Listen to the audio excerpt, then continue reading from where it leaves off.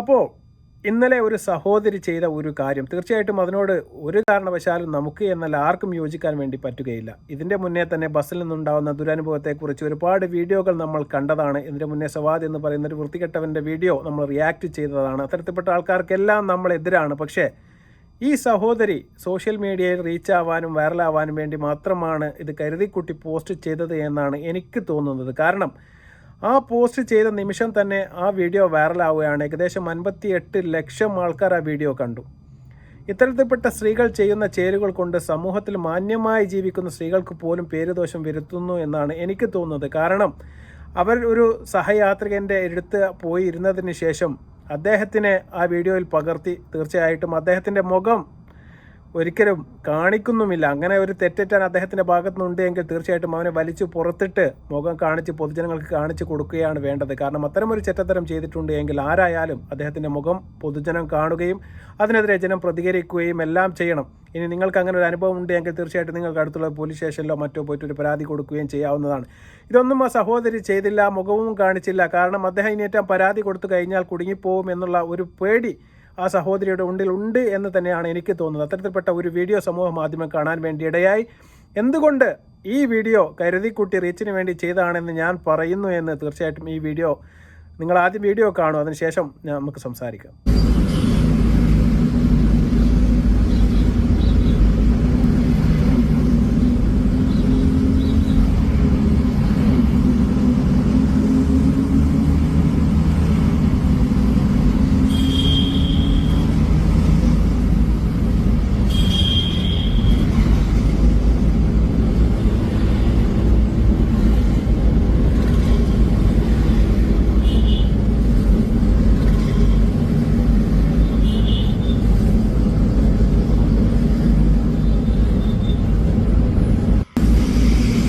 അപ്പോൾ ഈ വീഡിയോ നിങ്ങൾ കണ്ടു കാണും. ആ വീഡിയോയിലും മോശമായ രീതിയിലുള്ള ഒരു ടച്ചിങ് ഒന്നും കാണാൻ വേണ്ടി സാധിക്കുന്നില്ല. തീർച്ചയായിട്ടും ബസ്സിൽ അവിടെ ഇരുന്നതിന് ശേഷം ആ സഹോദരി ഐഡിയപൂർവ്വം വലത്തെ കൈ ഇങ്ങനെ മാറ്റുന്നത് നമുക്ക് കാണാൻ വേണ്ടി സാധിക്കും. അപ്പോൾ അദ്ദേഹത്തിൻ്റെ കൈ കുറച്ച് അടുത്തേക്ക് നിൽക്കുമെന്ന ഒരു പ്ലാനിങ്ങിൽ തന്നെയാണ് എന്നാണ് എനിക്ക് തോന്നുന്നത്. അതിനുശേഷം ഇവരുടെ ഇൻസ്റ്റഗ്രാമും നമുക്കൊന്ന് തപ്പി നോക്കിയപ്പോൾ അതിൽ കണ്ട കാര്യങ്ങളെല്ലാം തന്നെ ഇത്തരത്തിൽപ്പെട്ട വീഡിയോകളും അതുപോലെ തന്നെ വെള്ളമടിക്കുന്ന വീഡിയോകളും അതുമായിട്ടുള്ള ഷോർട്സുകളും എല്ലാമാണ്. അത്തരത്തിൽ സമൂഹത്തിൽ വളരെ മാന്യമായിട്ട് ജീവിക്കുന്ന ഒരു പെൺകുട്ടിയൊന്നും ഒരിക്കലും അത്തരത്തിൽപ്പെട്ട ഒരു വീഡിയോ ഒന്നും ഷെയർ ചെയ്യുമെന്ന് എനിക്ക് തോന്നുന്നില്ല. അത് തന്നെയാണ് നിങ്ങൾക്ക് ഈ ക്യാപ്ഷനിൽ നിങ്ങൾക്ക് സൈഡിൽ തന്നെ അവരുടെ ഒരു പ്രൊഫൈൽ പിക്ചറും അതുപോലെ തന്നെ താഴെയിട്ട ഷോർട്സിൻ്റെ വീഡിയോകളെല്ലാം നമുക്ക് കാണാൻ വേണ്ടി സാധിക്കും. പക്ഷേ നമ്മൾ അവരെ വിമർശിക്കുകയല്ല. സമൂഹത്തിൽ സാധാരണപ്പെട്ട സ്ത്രീകൾക്ക് ചിലപ്പോൾ തരത്തിൽ അനുഭവങ്ങൾ ഉണ്ടായാൽ ചിലപ്പോൾ പ്രതികരിക്കാൻ പറ്റാതെയൊക്കെ പോവാറുണ്ട്. പക്ഷേ ഈ സ്ത്രീ അങ്ങനെയല്ല. എല്ലാ ഘട്ടത്തിലും വീഡിയോ എടുക്കുകയും അതുപോലെ തന്നെ പബ്ലിക്കായിട്ട് വെള്ളമടിക്കുകയും അതുപോലെ തന്നെ കുപ്പികളെല്ലാം എന്തിയ ഫോട്ടോസ് എല്ലാം ഷെയർ ചെയ്യാനൊക്കെ ധൈര്യം കാണിക്കുന്ന ഒരു സ്ത്രീയാണ്. തീർച്ചയായിട്ടും അവർക്ക് അത്തരത്തിലുള്ള അനുഭവമുണ്ട് എങ്കിൽ തീർച്ചയായിട്ടും പ്രതികരിക്കാനെല്ലാം കഴിവുള്ള ഒരാൾ തന്നെയാണ്. അപ്പോൾ ഒരു പാവപ്പെട്ട ഒരാളൊന്നുമല്ല. ഈ സ്ത്രീ ആദ്യം തന്നെ ഈ വീഡിയോ ഇൻസ്റ്റാഗ്രാമിൽ പോസ്റ്റ് ചെയ്ത ആ ദിവസം ഞാൻ പറഞ്ഞതുപോലെ തന്നെ 58 ലക്ഷം പേരാണ് ഇത് കണ്ടത്. അപ്പോൾ ആ സ്ത്രീക്ക് മനസ്സിലായി ഇതിൽ കണ്ടന്റ് ഉണ്ട്, തീർച്ചയായും ഇത് റീച്ച് ആവുമെന്ന് മനസ്സിലാക്കിയതിന് ശേഷം അതിൻ്റെ ടാഗ് ലൈൻ മാറ്റുന്നു.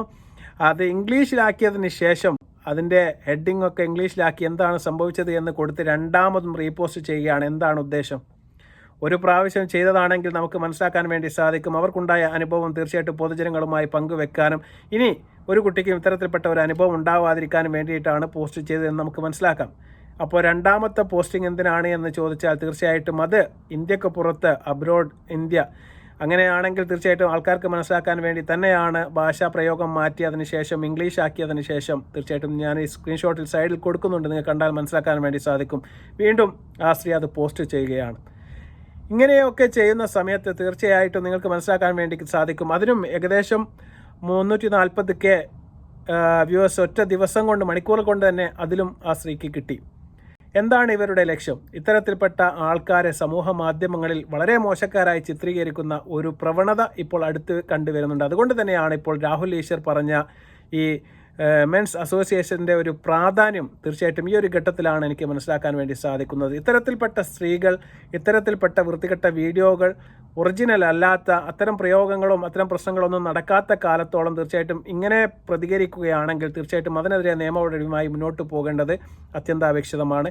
അതിന് തീർച്ചയായിട്ടും ഒരു സംഘടനയുടെ ആവശ്യം തന്നെ ഇവിടെയുണ്ട്. അതുതന്നെയാണ് രാഹുൽ ഈശ്വർ അടക്കമുള്ള ആൾക്കാർ ജയിൽ കിടന്ന സമയത്തും പറഞ്ഞത്. ഈ വ്യാജ പരാതിക്കാർ ഇപ്പോൾ വളരെ വിലസിക്കൊണ്ടിരിക്കുന്ന ഒരു കാലത്താണ് നമ്മൾ ജീവിക്കുന്നത്. സരിതാ നായർ അടക്കമുള്ള ആൾക്കാർ, നമ്മുടെ മുൻ മുഖ്യമന്ത്രി ഉമ്മൻചാണ്ടി അടക്കമുള്ള ആൾക്കാരെ ചേർത്തുകൊണ്ട്, മോഹൻലാലിനെ അടക്കമുള്ള ആൾക്കാരെ ചേർത്തുകൊണ്ട്, തങ്ങന്മാരെ അടക്കം പേര് പറഞ്ഞുകൊണ്ട് വൃത്തികെട്ട രീതിയിൽ എല്ലാവരും എന്നെ അങ്ങനെയാക്കി ഇങ്ങനെയാക്കി എന്ന് പറഞ്ഞുകൊണ്ട് കത്തെഴുതി പൊതുജന മധ്യത്തിലേക്ക് പടച്ചുവിട്ടു. അതിനുശേഷം അദ്ദേഹം മരിക്കുന്നതിൻ്റെ ഏതാനും നാളുകൾക്ക് മുമ്പാണ് അതിലൊന്നും അദ്ദേഹത്തിന് പങ്കില്ല എന്ന് തെളിയിക്കാൻ വേണ്ടി സാധിച്ചത്. അദ്ദേഹം നമ്മോട് വിട പറഞ്ഞു പോയി. ഇത്തരത്തിൽപ്പെട്ട വ്യാജ പരാതികളും ഇത്തരത്തിൽപ്പെട്ട വ്യാജ വീഡിയോകളും ഒരു മനുഷ്യനുണ്ടാക്കുന്ന ക്ഷതം എത്രമാത്രം ഭയാനകമാണ് എന്ന് തീർച്ചയായിട്ടും നിങ്ങൾ മനസ്സിലാക്കണം. ഇത്തരം വീഡിയോ ചെയ്യുന്ന ആൾക്കാരെയും ഇത്തരം പരാതി കൊടുക്കുന്ന ആൾക്കാരെയും നിയമത്തിൻ്റെ മുന്നിൽ കൊണ്ടുവരണം. അതിൽ സ്ത്രീ എന്നോ പുരുഷനെന്നോ യാതൊരു വകഭേദവും വരുത്താതെ തീർച്ചയായിട്ടും നിയമത്തിൻ്റെ മുന്നിൽ എല്ലാവരും തുല്യരാണ്.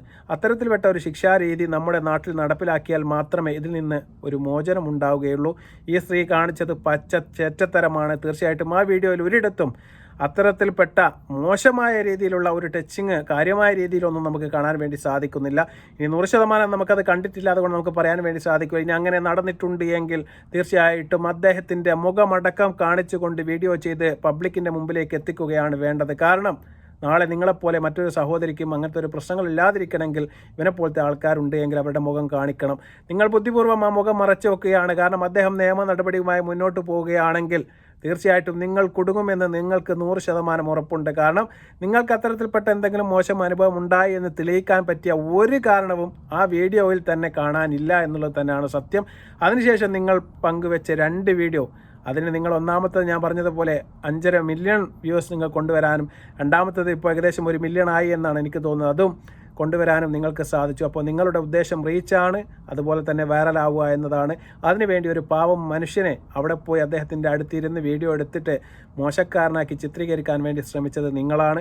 തീർച്ചയായിട്ടും നിങ്ങൾ ഇതിന് നാളെ സമൂഹത്തോട് മറുപടി പറയേണ്ടതായിട്ട് തന്നെ വരും. തീർച്ചയായിട്ടും പരാതിയുമായിട്ട് ഇപ്പോൾ മെൻസ് അസോസിയേഷൻ്റെ പ്രസിഡന്റ് അടക്കം മുന്നോട്ട് പോയിട്ടുണ്ട് എന്നാണ് ഞാൻ മനസ്സിലാക്കാൻ വേണ്ടി സാധിച്ചത്. തീർച്ചയായിട്ടും നീതി ന്യായം എന്ന് പറയുന്നത് എല്ലാവർക്കും ഒരുപോലെയാണ്. അത് സ്ത്രീയെന്നോ പുരുഷനെന്നോ മറ്റ് ട്രാൻസ്ജെൻഡേഴ്സ് എന്നോ ആരും തന്നെ ഒരു വ്യത്യാസവുമില്ല. എല്ലാവർക്കും ഇവിടെ നീതി കിട്ടണം.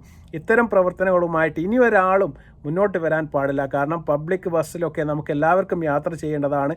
ഇത്തരത്തിൽപ്പെട്ട സ്ത്രീകൾ മുന്നോട്ട് വന്നു കഴിഞ്ഞാൽ ചില ഒരുപക്ഷെ അവർക്ക് അവരുടെ ജീവിതം തന്നെ കൈവിട്ടു പോകുന്ന ഒരവസ്ഥയുണ്ടാവുക. കാരണം അവരും നിങ്ങളെപ്പോലെ തന്നെ കുടുംബവും അച്ഛനും അമ്മയും പെങ്ങളും ഒക്കെ ആയിട്ട് ജീവിക്കുന്ന മനുഷ്യന്മാരായിരിക്കും. കാരണം അവരൊരു തെറ്റും ചെയ്യാത്ത കാലത്തോളം തീർച്ചയായിട്ടും നിങ്ങൾ ഇത്തരത്തിൽപ്പെട്ട വീഡിയോ പ്രചരിപ്പിച്ച് കഴിഞ്ഞാൽ നാളെ അവർക്ക് സമൂഹത്തിൽ ഇറങ്ങി നടക്കാൻ പറ്റാത്തൊരവസ്ഥയുണ്ടാവും. അതുകൊണ്ട് തീർച്ചയായിട്ടും നിങ്ങൾ നിയമ നടപടി നേരിടുകയും അതിൽ നിങ്ങൾ കുറ്റക്കാരാണെങ്കിൽ തീർച്ചയായിട്ടും ശിക്ഷ അനുഭവിക്കുകയും വേണമെന്നാണ് എൻ്റെ ഒരു അഭിപ്രായം. തീർച്ചയായിട്ടും ഇതിൽ എന്താണ് നിങ്ങൾക്ക് തോന്നുന്നത് എന്ന് തീർച്ചയായിട്ടും നിങ്ങൾ കമൻറ്റ് എഴുതി അറിയിക്കണം. എനിക്ക് തോന്നിയത് തന്നെയാണോ നിങ്ങൾക്കും തോന്നുന്നത് എന്നറിയാനുള്ള ആകാംക്ഷ കൊണ്ടാണ്. കാരണം ഈ വീഡിയോവും അതുപോലെ തന്നെ ഇവരുടെ പ്രതികരണവും എല്ലാം കാണുന്ന സമയത്ത് നമുക്ക് അങ്ങനെയാണ് മനസ്സിലാക്കാൻ വേണ്ടി സാധിക്കുന്നത്. തിരിച്ചാണെങ്കിൽ തീർച്ചയായിട്ടും അവരുടെ തെളിവ് തീർച്ചയായിട്ടും അവർ പുറത്തുവിടുകയും ചെയ്യട്ടെ. വീണ്ടും നല്ല വീഡിയോ ആയി വരുന്നവരെ നന്ദി, നമസ്കാരം, ബൈ.